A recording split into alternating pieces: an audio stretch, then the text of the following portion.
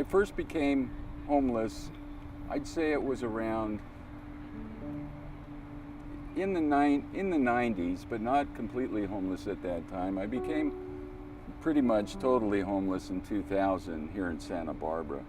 I was living in North Hollywood, California, and I came down with a medical condition that caused me to have horrendous headaches, double vision, crossed eyes, and I was not able to work anymore. I was placed in a position of basically just getting by day to day because of this medical condition. What was life like once you were actually on the street? You'd lost your job, couldn't go back to work. What was it like for you on the street? Suffering. That encapsulates that question. It was suffering, and to expand on suffering, it's basically not having a roof over your head, not knowing where your next meal is going to come from, not knowing at that time I became homeless whether this medical condition, my eye problem, was ever going to subside and I'd get better. I had surgery years later in 2004 to correct that problem, but in the meantime, I also became addicted to the pain medications I was given for the problem. And so I lost everything. I lost my home, I lost my family, my child. Although we're back together again today with my child, it's a wonderful thing, but for years there, it was suffering, not knowing, not able to work because of the eye condition. Prior to my ending up on the streets, I worked in the psychiatric field. I was a mental health worker at Northridge Hospital in Los Angeles area.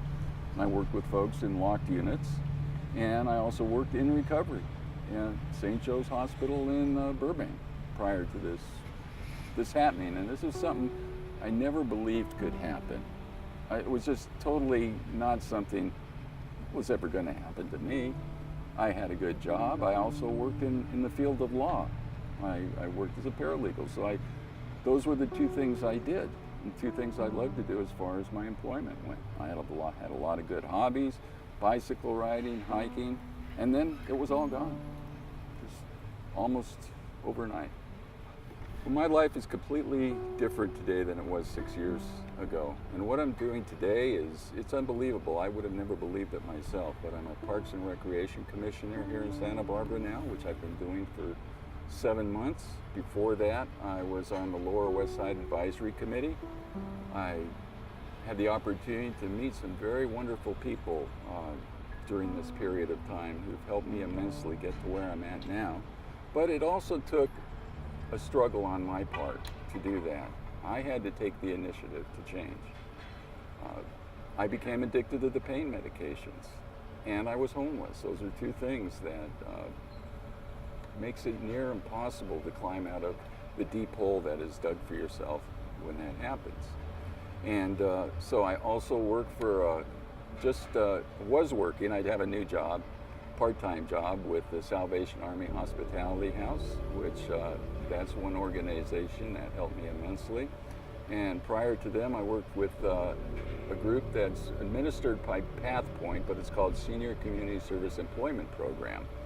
And I was a case manager for the CSEP for short. And we put seniors 55 and older back into the workplace and get them jobs. And I worked specifically with homeless people who were seniors to make that happen. So I began, once I had my surgery, once I got over, got a grip on the addiction, to put my life back together by working, by having a roof over my head. I could have never done it without a roof over my head, and by giving back to the community. That's three strong pillars that are needed, I think, for change: is service, employment, and housing.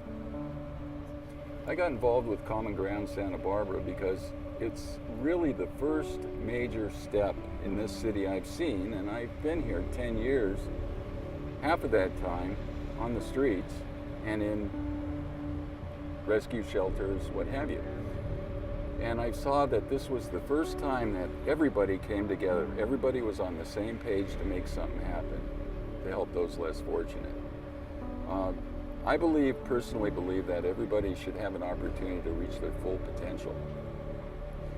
Too many people have been homeless people are marginalized. Even after they get housed, in many ways they're marginalized. And that's one new avenue of change I think that needs to be explored, is the opportunity for everybody to reach their full potential.